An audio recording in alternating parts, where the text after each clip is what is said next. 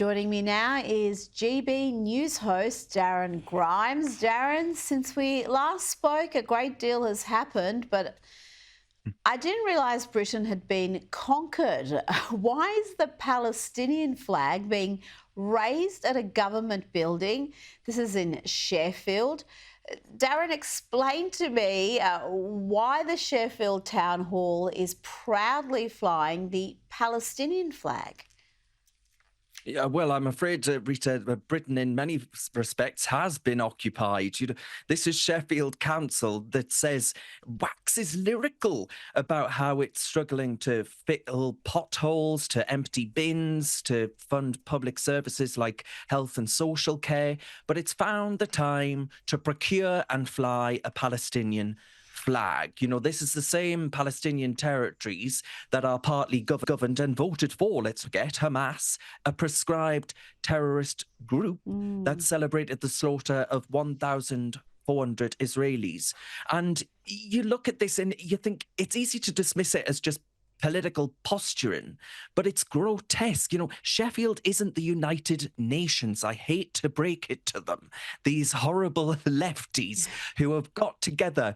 Apparently it's come about because a trade union who is supposed to be there to defend workers' rights has decided it cares more about the rights of those thousands of miles away in the Middle East over actually keeping streets clean, fighting crime, and all of these other public service roles and responsibilities. Picking sides in a conflict in the Middle East doesn't strike me as the priority of those who pay their taxes and actually just want their bins collected, to be perfectly frank with you, Rita. Now to the perilous state of free speech in the UK. Former boxer Derek Heggie is behind bars awaiting sentencing for sending communication of an offensive nature. He made the offensive comments in 2 YouTube videos between August 2 and 8.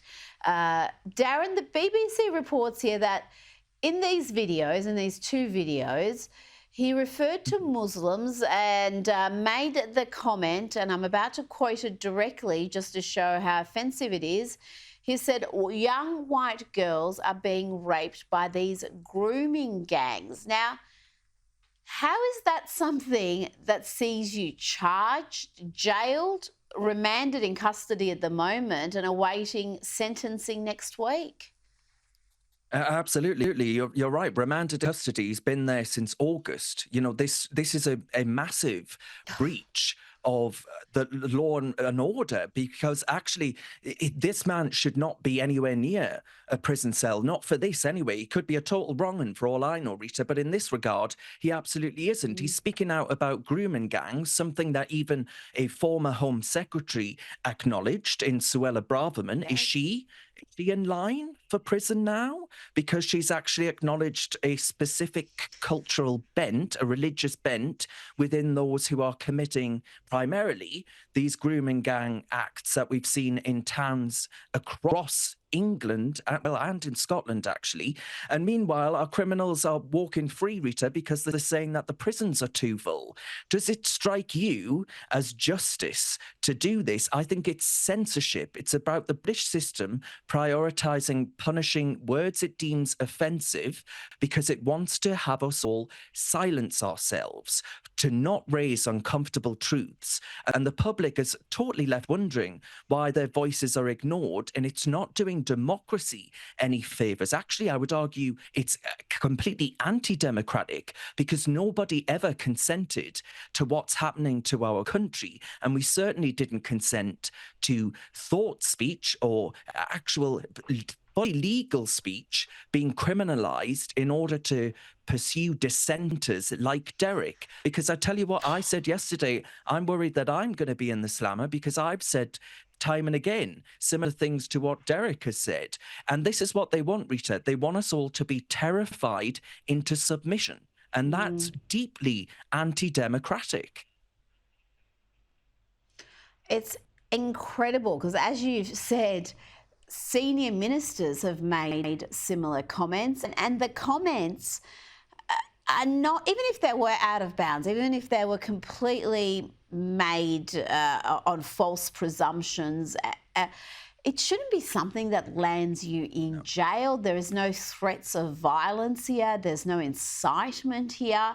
And the grooming gang scandal is the most shameful episode in modern British history. To have thousands of vulnerable girls systematically abused, sexually abused, raped, trafficked, and to have authorities turn a blind eye for many years because of political correctness considerations, because the girls were mainly white and the offenders were mainly from ethnic backgrounds.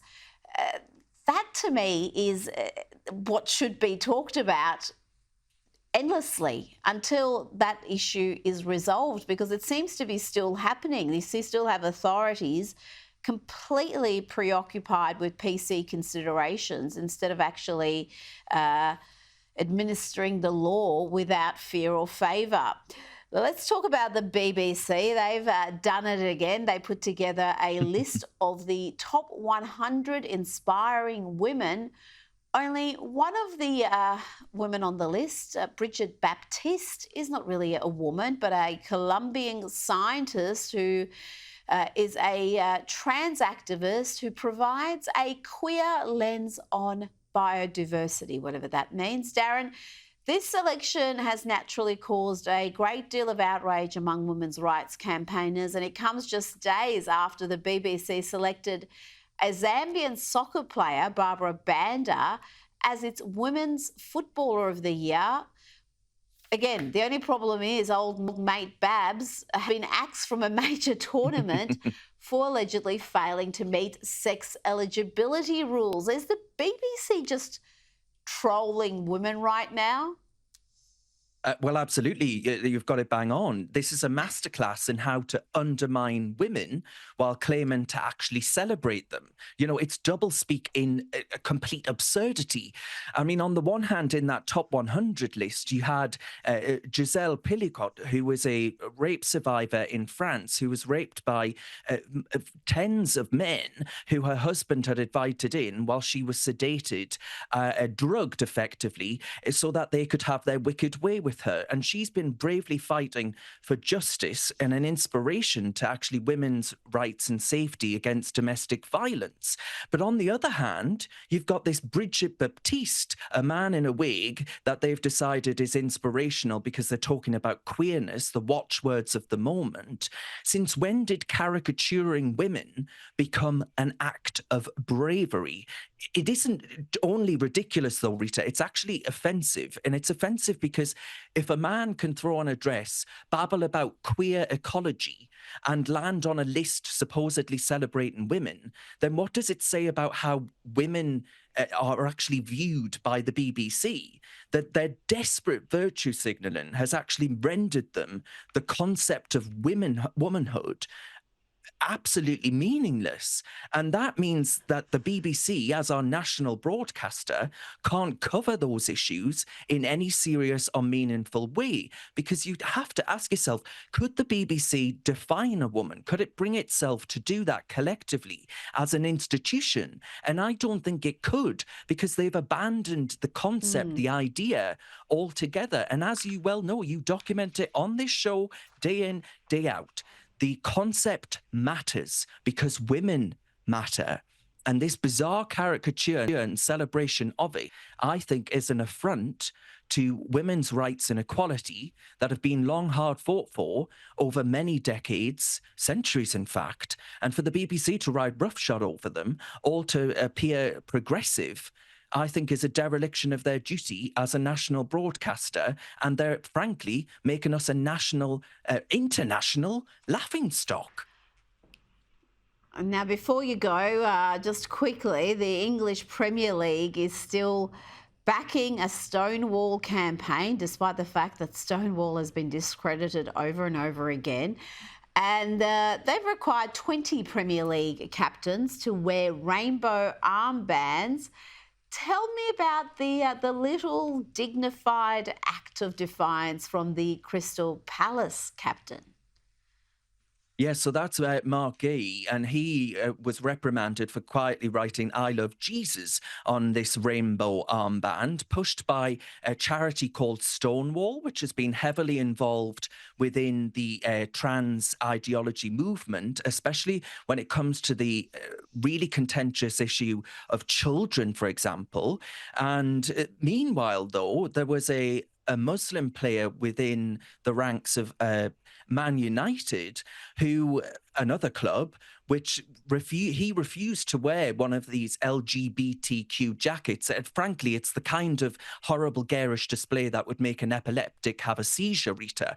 But he said no to wearing it on grounds that he doesn't want to associate himself with the LGBTQ movement.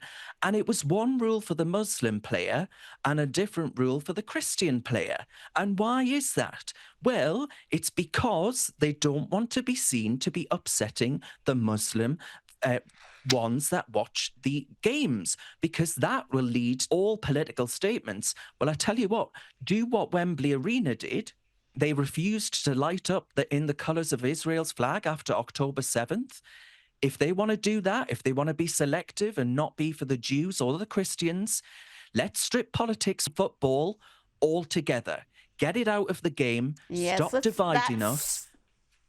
Kick the damn ball, Rita. That would be the ideal, Darren. That is the ideal. People go to sport to escape politics. They don't want it shoved down their throat. Darren Grimes, thank you so much for your time tonight.